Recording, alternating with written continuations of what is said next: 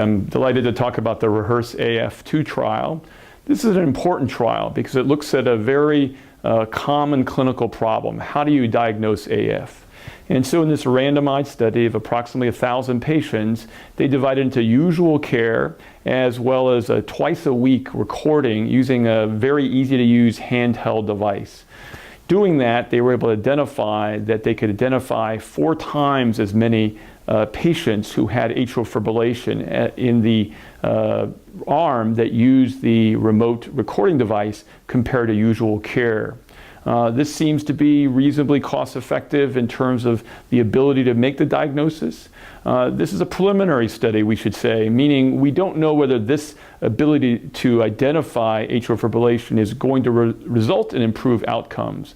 But because importantly, this was an increased risk group of patients, that is, they were 65 years or greater in age and had other risk factors for stroke.